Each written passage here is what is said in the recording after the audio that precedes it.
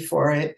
So this is what's available just on the public portal. But to log in, you just want to click login. This is just like anywhere else on the internet. You have a username and password. Again, if you want to do that account lookup, you click the, you forgot, you do your account lookup. Oops, didn't mean to close that out completely. Or if you forget your password, again, just like anywhere else on the internet, you click forget your password, you enter your email address and click submit. It will send you a link to use and it will make you reset your password. Okay, so once you log in and you get into the system, you're going to be taken to your dashboard where you have a number of things that pertain to your specific account. Everyone's dashboard is going to look different. I mean, basically like this, you will have these boxes here, but what's within the boxes is going to look different for everyone. If you have contracts, you will see the contracts here and how many contracts you have. If you have certifications, they will appear here. Like I mentioned, you'll see everything you have for everywhere, not just VTA. You can see that this particular vendor has VTA certifications, but they also have some other certifications in here.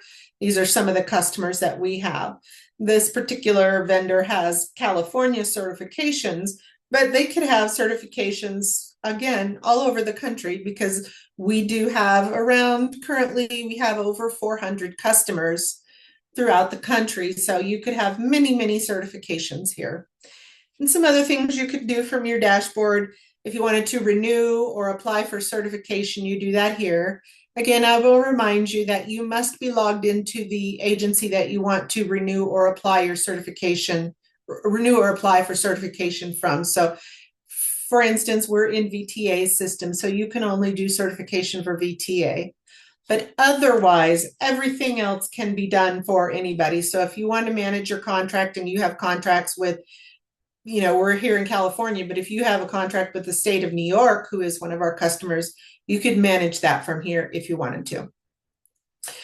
Some of the other things that I want to point out and mention here is you can change your password from here, edit your account settings, such as if you don't want to receive certain emails from us, we have, for instance, you got this email about this particular outreach event, this particular training that we're having today. If you don't want to get emails like that from the system, you can opt out of that.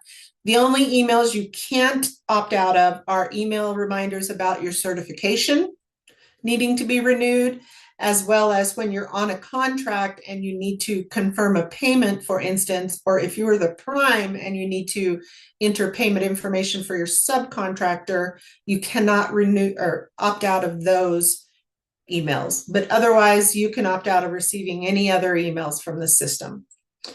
So settings like that, update your business info, all of that. I do want to point out we have enhanced account security available that we do highly recommend, called multi-factor authentication. And we do highly recommend that.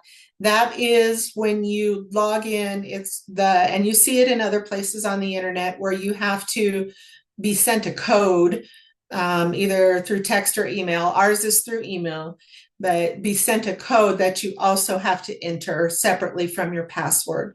And you can, if you choose to do that, you can do that as often as every time you log in, or as infrequently as, I believe, every 30 days. So we highly recommend that you use that, especially in this day and age in security breaches and things like that. We take security very seriously. We haven't been breached. We're lucky to have never been breached, knock on wood, but we've never been breached and never had any problems with that.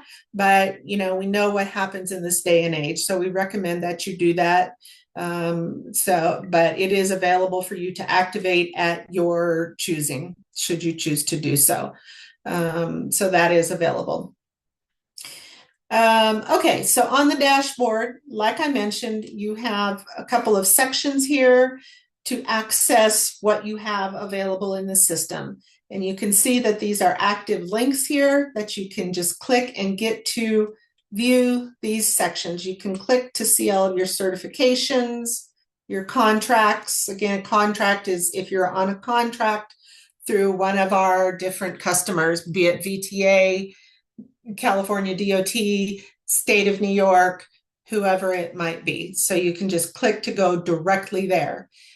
For those of you who aren't familiar with the system, in a little bit, I'll explain what a contract audit is, but you can click to go to those directly from here, or you can search or view from your left-hand navigation menu. So on the left-hand side of your system, you can also access many things as well.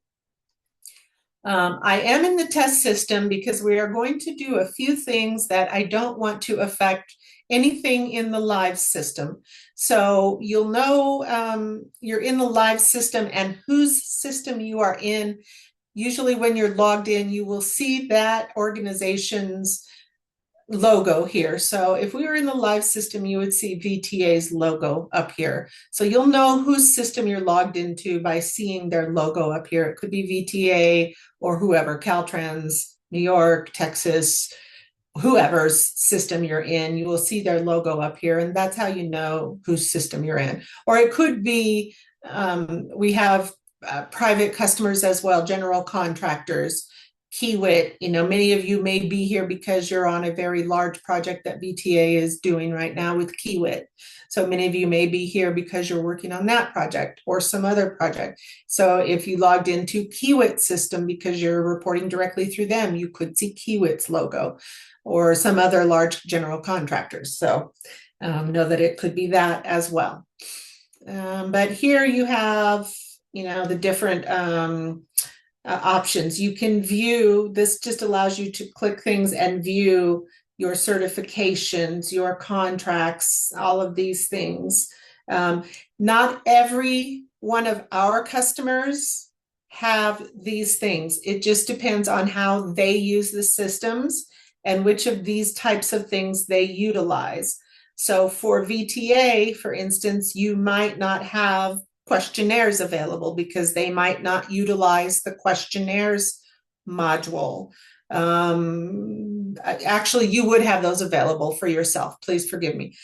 These things, let me back that up. You would have these available. As I said, you can access all of your things through the system. So yes, let me back that up. So you would have all of these things available.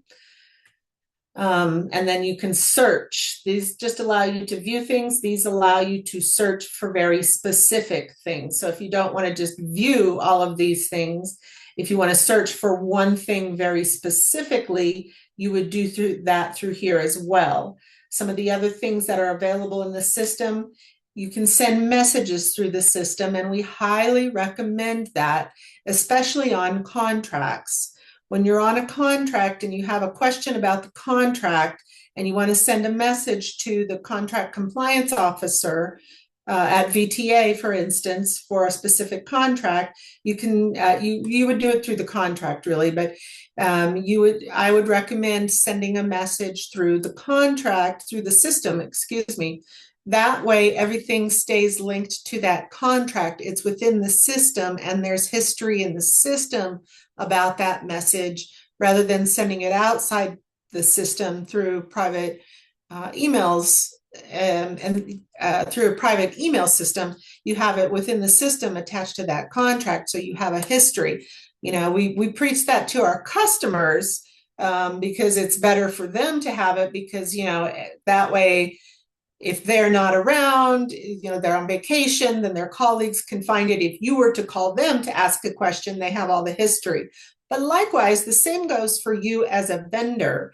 If you are on vacation and your colleague has a question about something, they can go in the system and find that answer. So it's the same for you.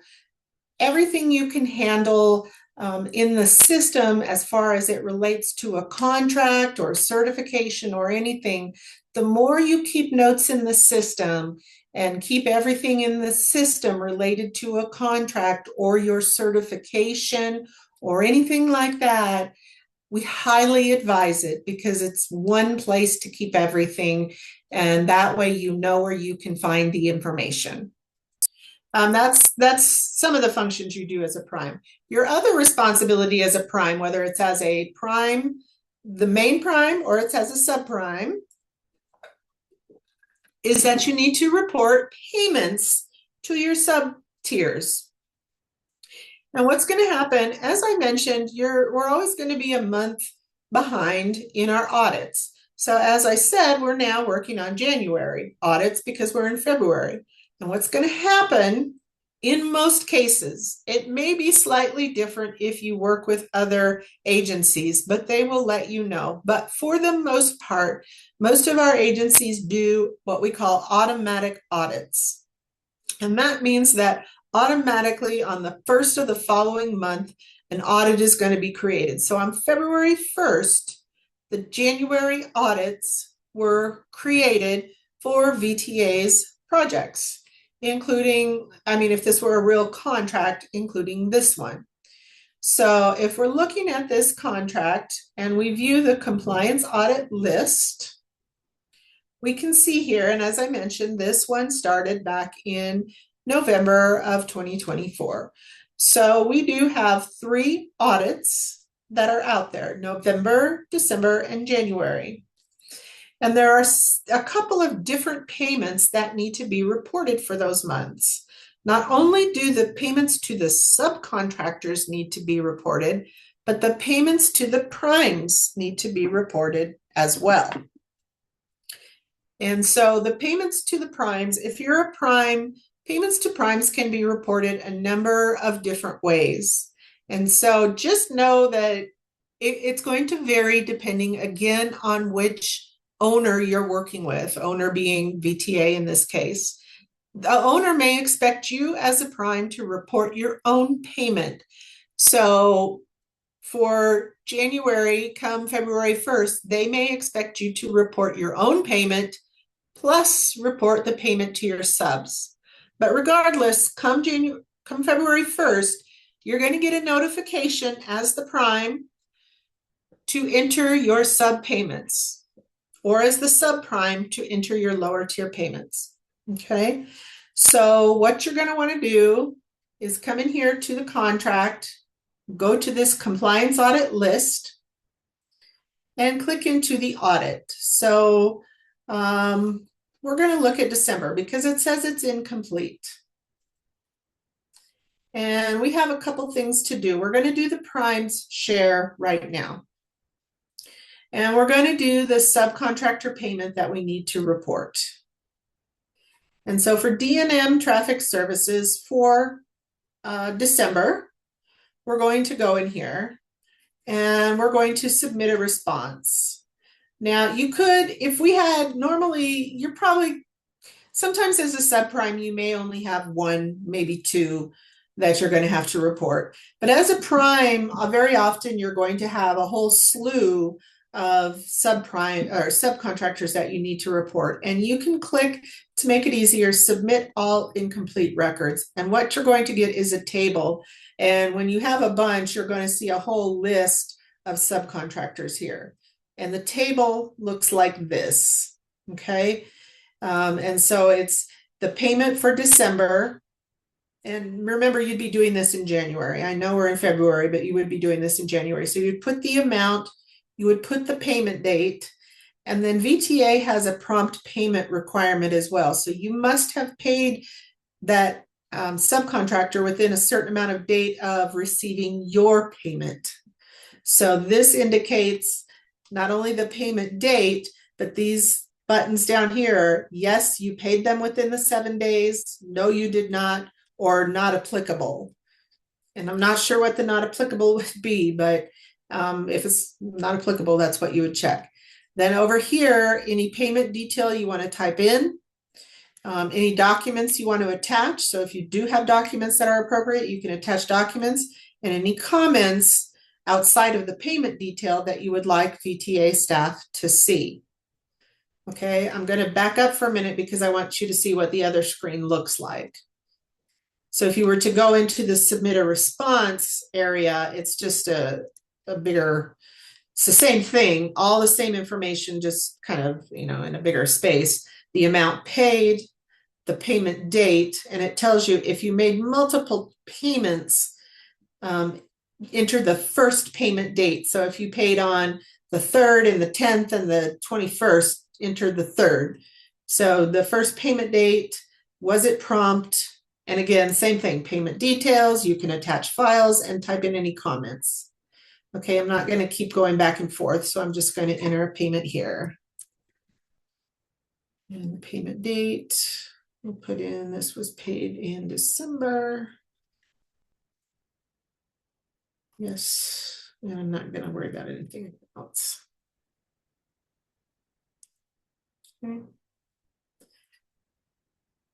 And now this subcontractor is going to get a notification that they need to go in and confirm the details of this payment.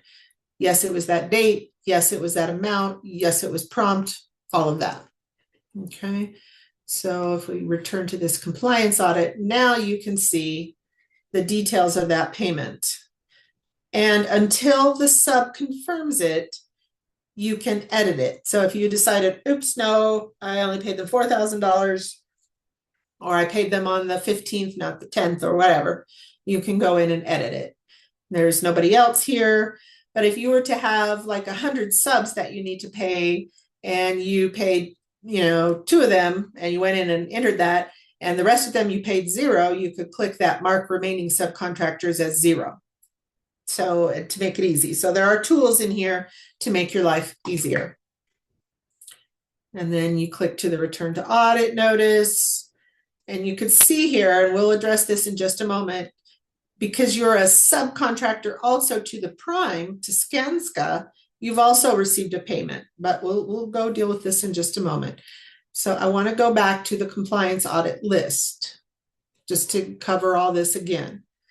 So going back to the November audit, I didn't have this sub tier working in November yet. Okay, so we didn't have a payment for them in November, so there's no action to do for them in November, but they were working also in January. So let's enter the January audit for them.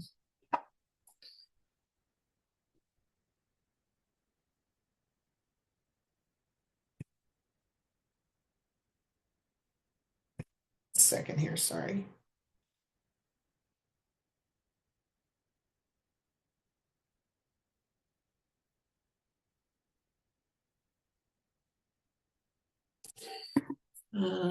Okay, so, what it also tells you on here, I'm sorry, I didn't, I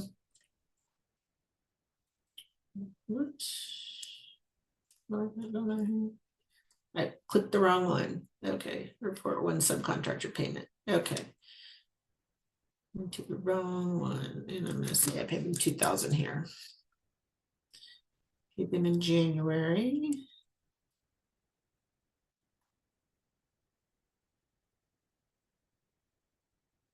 Series prompt. Okay. So this is how you enter payments to your subs. And a couple things on entering payments. You have a certain amount of time to enter payments. I'll have to check what that is. Haley, if you're listening and you're able to check the amount of days, I forgot to check that. The amount of days they have to enter payments and how long they have until payments lock. There are a certain number of days you have to enter payments, and then the subcontractor, as a subcontractor, you have a certain amount of days to confirm your payment. And then there are a certain number of days before the audit locks. Now, these are still open because I just entered these today, but normally by now, the November audit would probably be locked. That means you cannot get in there and either enter a payment or confirm it. And you have to contact VTA to unlock. And we do that on purpose because it's important to get these things done in a timely manner. Because VTA, number one, it's just good to have clean records, but also VTA has reporting to do. And your responses and payments entered, if they don't have that information in the system, their reports aren't going to be accurate. And especially on federal reporting, but really on all reporting, their reports aren't accurate when they submit these reports, and they have deadlines for their reports that they have to submit these. And so it's very important to have all the information in the system. And so what happens when the audits lock is it gives them an opportunity to talk to you when you call in to get the audits unlocked. It gives them an opportunity to talk to you and remind you how important that is.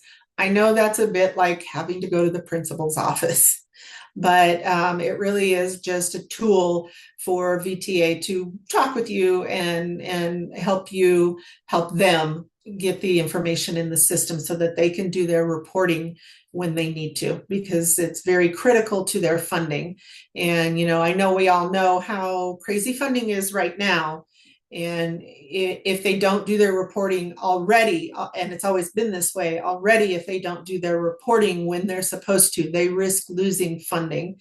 And so, especially in tenuous times like now, anything they can do to make sure they keep their funding is especially important to firms such as yourselves to keep projects on the books so that they can hire firms such as yourself. So help them help you. And With that. Vicki, I want to chime in here real quick. It's typically 2 weeks. And the thing that I sort of get confused about, so clarification would be really helpful, is it's either 14 or 15 days, and then all audits automatically lock. Let's see. I had Haley sent me a screenshot. So right now, reporting deadline for audits is 21 days. So you have 21 days to Oh, either as even a better. prime, yeah, as a prime, 21 days to report your payment for your subs, and then subs have 21 days to report to confirm your payment. So primes from the beginning of the month, when you have to report payment, you have 21 days. And then subs, as soon as you get that audit notice, to confirm your payment, you have 21 days.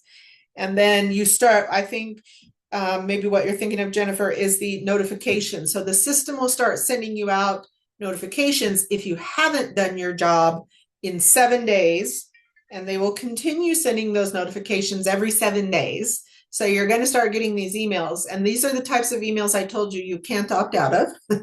So you're going to start getting these emails, and this is for every audit. So if you were there, if you have these 3 audits that you haven't responded to, you're going to be getting 3 emails every 7 days. And until you do your job. And then the audits lock after 60 days. And so if an audit was created, November audit was created December 1st, it would have locked February 1st. So yeah, after 60 days. So yeah, November audits would have locked by now. And so you would have to call VTA and ask to have it unlocked. So yep, they lock after 60 days of being open. So That's helpful. Thank you. yeah, you're welcome. Okay, so that's the primes side of things. Okay, so that's how primes report a payment. Now, the subcontractor side of things, oops, I don't need to go into the subcontractors tab. I don't know why.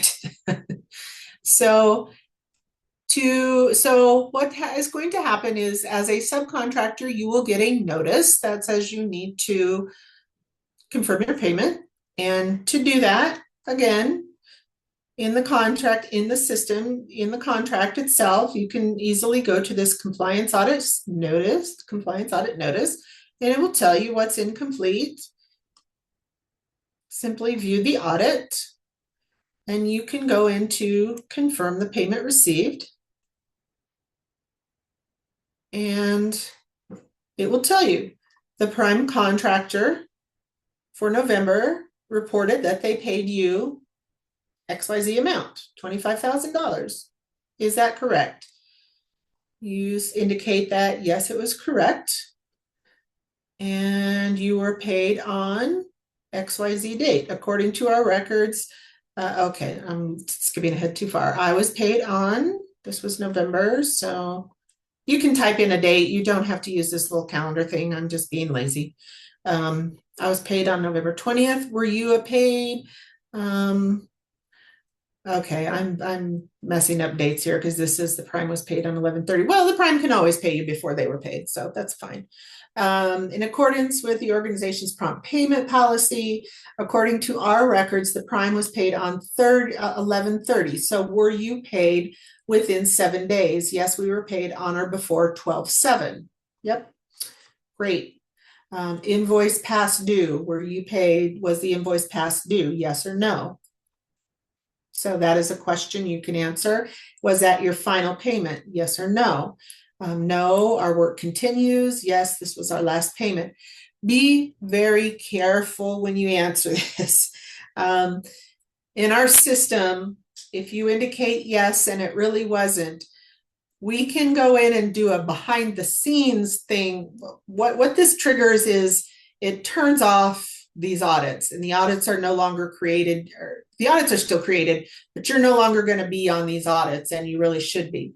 We can go behind the scenes and reset that, and you'll be on the audits, but forever and ever, VTA is going to see this. Yes, it was their final audit, and it's really, it's just ugly. So be very careful. I mean, sometimes it happens. You might think it's your last payment, and then all of a sudden they call you back. And in that case, nothing anybody can do. It just is how it is. But be very careful not to check that unless you really do believe it is your last payment for the contract. So, and then anyways, attach files, and then you have public and private comments. So public obviously means that both the prime and the compliance officer can see that, but private comments are only visible to the compliance officer. So if there's something you need to communicate to the compliance officer that you do not want the prime to see, you can feel safe in knowing that only the compliance officer is going to see that. And then you can, this is defaulted to send you a confirmation of your response, but you can uncheck that. And then you must check this box in order to submit that you are understanding that everything here is correct and accurate. Work performed description. Oops, I did not do that. Road work.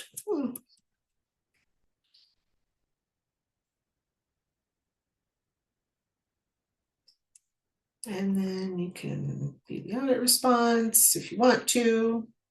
That tells you who submitted it and when, and all kinds of great information. So now if we return to our compliance audit list, we will see that that one is completed. And then we can do the next one. So what I wanted to show you specifically was what a discrepancy looks like if you report a discrepancy. So in this case, Prime says they paid you $50,000, but we're going to say, no, that's not correct. Either you can say either we received no payment or we received a different amount. So let's just say we received a different amount, and we're going to see we received $40,000. And we received the payment on December 11th. We were paid promptly, but it was just the wrong amount. It's not past due, not our final payment. So public comments. So we're going to say, we received only 45,000, whatever.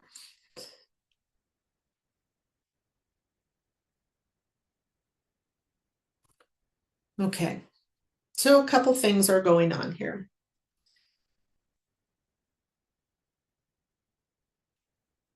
Okay, so now if we look at our compliance audit list, it's still incomplete even though we submitted a response because there's a discrepancy. And I want to show you a couple things on your home page now. If we look here under our contract audits now, we see audit discrepancies, and we see, oh, two. We submitted one, but sneaky, that darn sub-tier of ours has submitted a discrepancy as well on one of the payments that we entered for them. So I wanted to show you what it looks like from a prime's perspective as well as a sub's perspective to deal with that audit discrepancy and how you can resolve that. So So, and as well as from your desktop, you can see here, now that we know what an audit is, you can see what it looks like to go from your desktop, that you can go to your audits as well directly from here. You don't have to go from your contract. You don't have to search your contract. When you first log in, you can go directly to your audits. We can go to the one incomplete audit that was still incomplete from January. I'm not going to worry about that one right now because we want to deal with these discrepancies. And it also tells you how many total, how many are less than 90 days, how many are more than 90 days. And your goal here is to keep everything out of the greater than 90 days column. Okay, so let's go into these discrepancies and look at these discrepancies, two of them. And I ended up putting them on both on the same audit period. That's just how it worked out. So one is the sub. That's the one we reported that we received the wrong amount. And this is the one as the subprime that our sub itself reported the wrong amount. So, you know, as the sub, we reported it to our prime. There's nothing more we can do. Well, okay, let me back up. That's not true. So resolve discrepancy, I clicked on that. So if we decided, if we looked back on our records and said, oopsie, we did receive $50,000, we could go in here and say, yes, we actually received $50,000. We could put on here, you know, public comments, sorry, we actually did receive $50,000 and leave it at that and whatever. Now it's resolved. So let's say we made the mistake, whatever. So it's resolved. But let's go through the process on the other one. So if we go back to our audits, and December is still incomplete, even though we resolved that. Okay, so let's go in as the prime. So the sub rejected that payment. We said $5,000, they rejected it. So let's go in and resolve the discrepancy. So this is telling us the sub said they received $3,500. Okay. Amount reported by subcontractor, $3,500. So what do we want to say to that? So we can say, yes, $5,000 reported by the subprime is correct, or yes, the $3,500 reported by the subcontractor is correct, or no, none of the amounts are correct. So either we stand by our original $500 or $5,000, or oh, we were wrong, the subcontractor is right, or neither one of us was right. We're both out of our minds. And then we put in our comments, and then we attach whatever files we have to back that up. So if we were right, well, you know, we might or might not have initially attached documentation to back the $5,000 up. But if we're standing by our $5,000, we should have documentation that shows the $5,000. Either if we mail out checks, we should have a copy of that check. If we send out, you know, an electronic payment, we should have documentation from our bank that shows that $5,000 that was electronically deposited. You know, we should have some sort of documentation. Otherwise, we can say yes and be done with it. Or if we say no, you know, we should have documentation on that. So I'm going to say this one right here because, and I'm going to put public comments because I want the subcontractor to see this as well. Please see attached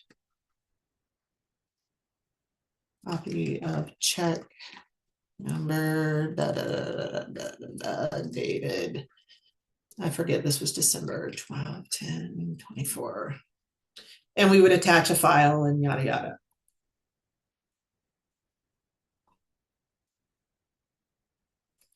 You're not going to see all this now because we're not logged into, you know, actually we are, so I can show you.